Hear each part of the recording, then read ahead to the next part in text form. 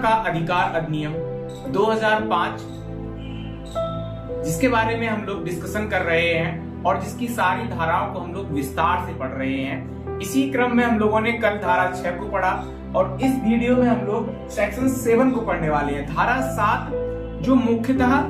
अनुरोधों का निपटारा किस प्रकार से किया जाएगा इसके बारे में बताती है। तो सबसे पहले हम लोग वेयर एक्ट में धारा 7 में बताया गया है उसको जानते हैं, उसके बाद हम लोग इस धारा को समझते हैं। धारा 7 अनुरोधों का निपटारा, जिसकी उपधारा 1 अर्थात धारा 7 की उपधारा 1 कहती है कि धारा 5 की उपधारा 2 के परंतुक या धारा 6 की उपधारा 3 के परंतुक के अधीन रहते हुए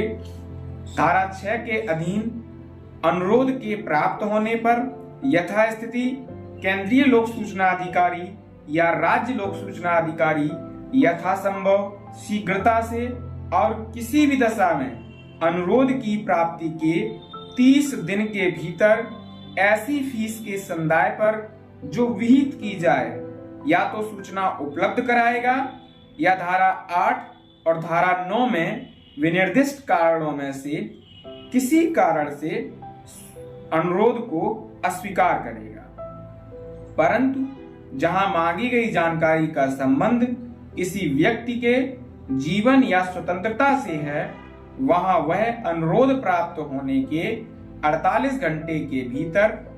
उपलब्ध कराई जाएगी। तो इस प्रकार से मुख्य रूप से धारा 7 की उपधारा 1 में जो सीपीआईओ या एसपीआईओ है, सेंट्रल पब्लिक इंफॉर्मेशन ऑफिसर या स्टेट पब्लिक इंफॉर्मेशन ऑफिसर, यानी कि केंद्रीय लोक सूचना अधिकारी या राज्य लोक सूचना अधिकारी क्या करेगा? आवेदन का निपटारा 30 दिन के भीतर करेगा। जो भी आवेदन उसके पास आया है उसका निपटारा 30 दिन के भीतर करेगा और 30 दिन से जल्दी ही करेगा। 30 दिन वह अंतिम दिन है, 30वां दिन, जिस दिन तक उसे निपटारा कर देना चाहिए। अगर वह ऐसा नहीं करेगा तो उसके खिलाफ दंडात्मक कार्रवाई की जा सकती है, जिसके बारे में हम लोग आगे पढ़ेंगे। इसके बाद अन्यथा धारा 8 या धारा 9, धारा 8 या धारा 9 में लिखित कारणों से मना कर सकता है। अब दूसरा ऑप्शन उसके पास है, यदि उसने सूचना का जवाब दे दिया तो ठीक है, अगर नहीं दिया है तब उसके पास दूसरा ऑप्शन है कि वह धारा 8 और धारा 9 के अंतर्गत उस सूचना को नहीं देगा और उसका लिखित में कारण सहित वर्णन देगा कि इस सूचना को क्यों नहीं दिया जा रहा है। ये उसके पास दो ऑप्शन थे। इसके बाद आवेदन के साथ समुचित फीस अवश्य जमा होनी चाहिए। अब इसके बाद यदि आवेदन धारा 5 की उपधारा 2 के अधीन सहायक लोक सूचना अधिकारी को की गई है और यदि धारा 6 की उपधारा 3 के अधीन मांगी गई सूचना अन्य लोक प्राधिकारी से संबंधित है, तब 30 दिनों में 5 दिन का अतिरिक्त समय जोड़ दिया जाएगा। 5 दिन का अतिरिक्त समय जोड़ दिया जाएगा तो कुल 35 दिनों में सूचना मिलेगी। जी हाँ दोस्तों, इसी धारा में धारा 7 की उपधारा 1 में यह कहा गया है कि यदि आपने किसी लोक सूचना प्राधिकारी आवेदन न करके केंद्रीय सहायक लोक सूचना प्राधिकारी या राज्य सहायक लोक सूचना प्राधिकारी को किया है, तब आप क्या होगा, तब वह सूचना जो आपको 30 दिनों में मिलने वाली थी उसमें 5 दिनों का अतिरिक्त समय जोड़ दिया जाएगा। इसके बाद धारा 7 की धारा 1 में ही बताया गया है कि यदि सूचना व्यक्ति के जीवन या स्वतंत्रता से संबंधित है तब 48 घंटे के भीतर उपलब्ध कराई जाएगी। यदि आपने लोक सूचना अधिकारी के पास ऐसी सूचना के बारे में आवेदन किया है जो किसी व्यक्ति के स्वतंत्रता या जीवन किससे संबंधित है, तब वह जो समय 30 दिनों का था वो घट करके केवल 2 दिनों का रह जाता है, अर्थात 48 घंटे के अंतर्गत किसी भी लोक प्राधिकारी को यह अधिकार नहीं है कि वो 48 घंटे से ज्यादा उस सूचना को अपने पास उस सूचना के जवाब को अपने पास रोक सके, उसको 48 घंटे के अंदर ही उसका डिस्पोजल करना पड़ता है और आपको 2 दिनों के अंतर्गत वो सूचना मिल जाएगी। लेकिन यहाँ पर यह भी जान लेना बहुत इंपॉर्टेंट है कि मात्र लिख देने भर से नहीं होता, आपकी सूचना जेन्युइन और रिलेवेंट होनी चाहिए। अब हम लोग धारा 7 की उपधारा 2 के बारे में जानेंगे। यदि यथास्थिति केंद्रीय लोक सूचना अधिकारी या राज्य लोक सूचना अधिकारी उपधारा 1 के अधीन विनिर्दिष्ट अवधि के भीतर सूचना के लिए अनुरोध पर विनिश्चय करने में असफल रहता है तो यथास्थिति केंद्रीय लोक सूचना अधिकारी या राज्य लोक सूचना अधिकारी के बारे में यह समझा जाएगा कि उसने अनुरोध को नामंजूर कर दिया है। केंद्रीय लोक सूचना अधिकारी या राज्य लोक सूचना अधिकारी यदि समुचित समय के अंदर आवेदन का निस्तारण नहीं किया गया है तो माना जाएगा कि आवेदन नामंजूर कर दिया गया है। तो यहां पर हम लोगों के सामने एक अगला प्रमुख प्रश्न आया कि अभी तो हम लोगों ने पढ़ा था धारा 7 की उपधारा 1 में कि कोई भी लोक सेवक या तो सूचना को 30 दिनों के अंतर्गत देगा और अगर 30 दिनों के अंतर्गत नहीं देगा तब वो क्या करेगा, तब धारा 8 और 9 के अंतर्गत मना कर देगा। तो वो मना करना अलग है, यहां पर आपने निर्धारित समय के अंतर्गत सूचना का जवाब ही नहीं दिया है, सूचना तो छोड़िए आपने उसका जवाब ही नहीं दिया है। तो यहां पर हम लोगों के सामने 2 प्रमुख बिंदु आते हैं कि आवेदन का अस्वीकार करना और सूचना देने से मना करना। आवेदन अस्वीकार कब किया जाएगा, जब वो धारा 8, धारा 9 और धारा 24 के अंतर्गत आता है, तब कोई भी लोक प्राधिकारी उस आवेदन को नामंजूर कर सकता है और कारण में लिख सकता है कि यह इसी अधिनियम अर्थात सूचना का अधिकार अधिनियम की धारा 8, धारा 9 और धारा 24 में प्रतिबंधित किया गया है कि अगर इससे संबंधित कोई सूचना मांगी जाती है तो उसको नहीं दिया जाएगा। वहीं अगर सूचना देने से मना करना मतलब निर्धारित समय में जो सूचना आपको देनी है उस समय में आपने उसका कोई जवाब ही नहीं दिया, तब क्या होगा, तब यह सूचना के अधिकार की अवहेलना मानी जाएगी कि आपने एक विधि की अवहेलना की है। चूंकि एक प्रमुख मामले में सूचना के अधिकार को कानूनी अधिकार माना गया है और अगर कोई भी व्यक्ति चाहे वो लोक सेवक ही क्यों ना हो इस अधिकार की अवहेलना करता है तो उसके खिलाफ धारा 20 के अंतर्गत समुचित दंड की व्यवस्था की गई है। इसके बाद चलते हैं हम लोग धारा 7 की उपधारा 3 में। तो धारा 7 की उपधारा 3 रेयर एक्ट में कहती है जहां सूचना उपलब्ध कराने की लागत के रूप में किसी और फीस के संदाय पर सूचना उपलब्ध कराने का विनिश्चय किया जाता है वहां यथास्थिति केंद्रीय लोक सूचना अधिकारी या राज्य लोक सूचना अधिकारी अनुरोध करने वाले व्यक्ति को का उसके द्वारा यथावधारित सूचना उपलब्ध कराने की लागत के रूप में और फीस के ब्यौरे जिनके साथ उपधारा 1 के अधीन विहित फीस के अनुसार रकम निकालने के लिए की गई संगणनाएं होंगी देते हुए उससे उस फीस को जमा करने का अनुरोध करते हुए कोई संसूचना भेजेगा और उक्त संसूचना के प्रेषण और फीस के संदाय के बीच मध्यवर्ती अवधि को उस धारा में विनिर्दिष्ट 30 दिन की अवधि की संगणना करने के प्रयोजन के लिए अपवर्जित किया जाएगा। बिंदुखा प्रभारित फीस की रकम या उपलब्ध कराई गई पहुंच के प्रारूप के बारे में जिसके अंतर्गत अपील अधिकारी की विशिष्टियां, समय सीमा, प्रक्रिया और कोई अन्य प्रारूप भी है, विनिश्चय का पुनर्विलोकन करने के संबंध में उसके अधिकार से संबंधित सूचना देते हुए को संसूचना भेजेगा।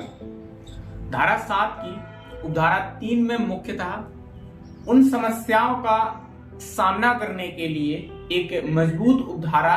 जोड़ी गई है जो भविष्य में आने वाली थी। क्योंकि सूचना के अधिकार के अंतर्गत किसी भी सूचना के ऊपर प्रतिबंध नहीं लगाया गया है, चाहे वो सूचना कितनी ही विशाल क्यों ना हो। इस प्रकार से सूचना के अधिकार अधिनियम का एक तरह से दुरुपयोग भी हो सकता है और सरकारी तंत्र का, सरकारी खजाने का भी दुरुपयोग हो सकता है। इससे बड़ी से बड़ी सूचनाएं मांगी जाएंगी जो जनता के लिए हितकारी भी हो सकती हैं और नहीं भी हो सकती हैं और जिनका हो सकता है समाज के लिए कोई काम ना हो, ऐसी समस्याओं से बचने के लिए इस धारा में एक प्रबंध किया गया है कि सरकार सूचना के कुछ भाग तक तो आपको निःशुल्क सूचना देगी, परंतु उसके अतिरिक्त जो पेज का खर्च लगेगा, इसमें प्रबंध किया गया है कि यदि सूचना प्राप्त कराने में अतिरिक्त शुल्क लगता है तो राज्य लोक सूचना अधिकारी या केंद्रीय लोक सूचना अधिकारी उस अतिरिक्त फीस जमा करने की सूचना को उस व्यक्ति को देगा कि पहले आप यह सूचना जो आपने मांगी है वो इतनी बड़ी है, तो इसमें जो अतिरिक्त शुल्क लग रहा है पहले आप वो जमा कराइए और उसके बाद आपको यह सूचना दी जाएगी। इसके साथ साथ इसी धारा में बताया गया है कि वह लोक सूचना अधिकारी उस आवेदनकर्ता को यह भी बताएगा कि यदि आप इस जो सूचना मांगी गई है, जिसमें तमाम विशिष्टियां वह लोक प्राधिकारी देगा कि आप संगणना करके, पूरी गणना करके बताएगा कि आपकी सूचना इतने इतने रुपए की बन रही है, आप इतने रुपए जमा करवाइए, उसके बाद यह सूचना दी जाएगी। अगर आप उससे संतुष्ट नहीं हैं तो लोक प्राधिकारी का यह कर्तव्य होगा कि वह आपको बताएगा कि आप इसके खिलाफ इतने समय के अंतर्गत यहाँ अपील कर सकते हैं, और अगर आप संतुष्ट नहीं हैं तो आप अपील करिए और उसके बाद आप अपीली अथॉरिटीज में बताएंगे कि आप इससे क्यों संतुष्ट नहीं हैं, और अगर आपकी बात रीजनेबल और युक्त होगी तो आपको वह निःशुल्क या जो भी पैसा आपसे मांगा गया है, अतिरिक्त शुल्क मांगा गया है, वो नहीं लिया जाएगा। इसके बाद चलते हैं हम लोग धारा 7 की उपधारा 4 में। धारा 7 की उपधारा 4 वेयर एक्ट में कहती है, जहां इस अधिनियम के अधीन अभिलेख या उसके किसी भाग तक पहुंच अपेक्षित है और ऐसा व्यक्ति जिसको पहुंच उपलब्ध कराई जानी है संवेदनात्मक रूप से निःशक्त है, वहां यथास्थिति केंद्रीय लोक सूचना अधिकारी या राज्य लोक सूचना अधिकारी सूचना तक पहुंच को सामर्थ्य बनाने के लिए सहायता उपलब्ध कराएगा, जिसमें निरीक्षण के लिए ऐसी सहायता कराना भी सम्मिलित है जो समुचित हो। धारा 7 की उपधारा 4 में बताया गया है कि यदि आवेदक निःशक्त व्यक्ति है, अर्थात वो जिस सूचना को मांग रहा है उस सूचना तक पहुंच के लिए निःशक्त है, तो लोक प्राधिकारी का यह कर्तव्य होगा कि वह उस व्यक्ति को इतनी युक्त सहायता करे कि वह उस सूचना तक पहुंच सके। इसके पीछे मुख्य रूप से यह है कि देश का कोई भी व्यक्ति अपनी निःशक्तता के कारण इस अधिनियम का लाभ उठाने से वंचित ना रह जाए। मान लीजिए कोई व्यक्ति अंधा है, बधिर है, निःशक्त है, चल नहीं पाता या देख नहीं पाता, तो इन सब विसंगतियों के रहते हुए जो उसे कानूनी अधिकार दिए गए हैं, जो उसे संवैधानिक अधिकार दिए गए हैं, उनसे वह वंचित ना रह जाए। इसके बाद चलते हैं हम लोग अगले उपधारा पर। तो अब धारा 7 की उपधारा 5 है। धारा 7 की उपधारा 5 वेयर एक्ट में इस प्रकार है, जहां सूचना तक पहुंच मुद्रित या किसी इलेक्ट्रॉनिक रूप विधान में उपलब्ध कराई जानी है, वहां आवेदक उपधारा 6 के अधीन रहते हुए ऐसी फीस का संदाय करेगा जो विहित की जाए, परंतु धारा 6 की उपधारा 1 और धारा 7 की उपधारा 1 और धारा 5 के अधीन विहित फीस युक्त होगी और ऐसे व्यक्तियों से जो गरीबी की रेखा के नीचे हैं और जैसा समुचित सरकार द्वारा अवधारित किया जाए, कोई फीस प्रभावित नहीं की जाए। धारा 7 की उपधारा 5 में कहा गया है कि आपने जो भी सूचना मांगी है, चाहे वो मुद्रण रूप में हो या इलेक्ट्रॉनिक रूप में। मुद्रण का मतलब आपने जो हार्ड कॉपी होती है, जो पेज होते हैं, उस रूप में मांगी है, या इलेक्ट्रॉनिक रूप में यानी कि ईमेल के माध्यम से, व्हाट्सएप के माध्यम से या किसी अन्य तरीके से मांगी है, तो उसमें उस रूप में दी जानी है। वहां प्रार्थी को सरकार द्वारा निर्धारित शुल्क जमा करना होगा।